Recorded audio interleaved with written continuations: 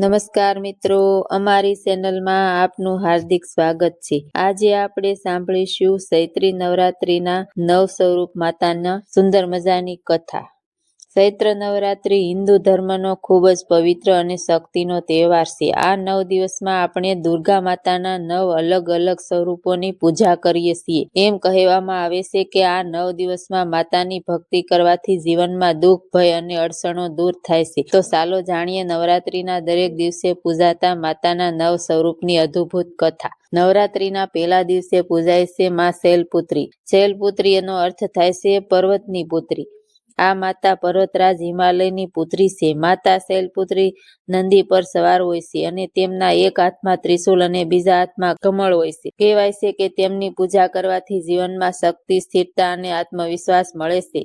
નવરાત્રીના બીજા દિવસે પૂજાય છે બ્રહ્માણી માતા। આ માતા તપ અને ભક્તિનું પ્રતીક છે। તેમના એક હાથમાં જપમાળા અને બીજા હાથમાં કમંડળ હોય છે। કથા અનુસાર માતાએ ભગવાન શિવને પતિ તરીકે મેળવવા માટે વર્ષો સુધી કઠોર તપ કર્યું હતું। તેમની પૂજા કરવાથી જીવનમાં ધૈર્ય, સંયમ અને ભક્તિ મળે છે। ત્રીજે દિવસે પૂજાય છે ચંદ્રઘંટા માતા। માતાના મસ્તક પર અર્ધચંદ્રની ઘંટના આકારમાં છે, તેથી તેમને ચંદ્રઘંટા કહેવામાં આવે છે। તેમનો ઘંટનો અવાજ દૃષ્ટિ શક્તિનો નાશ કરે છે। કહેવાય છે કે તેમની પૂજા કરવાથી જીવનમાંથી ભય અને નકારાત્મક શક્તિ દૂર થાય છે। ચોથા દિવસે પૂજાય છે કુષ્માંડા માતા। ધાર્મિક માન્યતા અનુસાર જ્યારે બ્રહ્માંડમાં અંધકાર હતો ત્યારે માતાએ પોતાના સ્મિતથી સમગ્ર બ્રહ્માંડની રચના કરી હતી। તેમના 8 હાથ છે અને તેઓ સિંહ પર સવાર હોય છે, તેથી કૃપાની જીવનમાં આરોગ્ય, શક્તિ અને સમૃદ્ધિ મળે છે। પાંચમા દિવસે પૂજાય છે સ્કંદ માતા। આ માતા ભગવાન કાર્તિકેયની માતા છે। તેઓ કમળ પર બેસેલા હોય છે અને ગોદમાં કાર્તિકને ધારણ કરે છે। કહેવાય છે કે તેમની પૂજા કરવાથી પરિવારમાં સુખ, શાંતિ અને પ્રેમ વધે છે। છઠ્ઠા દિવસે પૂજાય છે કાત્યાયની માતા। તેમનો જન્મ ઋષિ કાત્યાયના ઘરે થયો હતો। માતા કાત્યાયનીએ અનેક દુષ્ટ અસુરોનો સંહાર કર્યો હતો। તેમની પૂજા કરવાથી જીવનમાં શક્તિ, હિંમત અને વિજય મળે છે।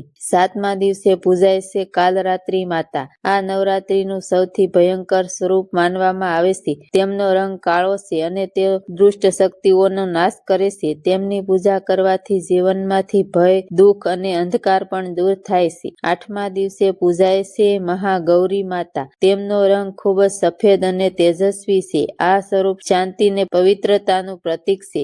તેમની પૂજા કરવાથી પાપનો નાશ થાય છે અને જીવનમાં શાંતિ મળે છે। નવમા દિવસે પૂજાય છે સિદ્ધિદાત્રી માતા। આ માતા ભક્તોના નામ, સિદ્ધિ અને આશીર્વાદ આપે છે।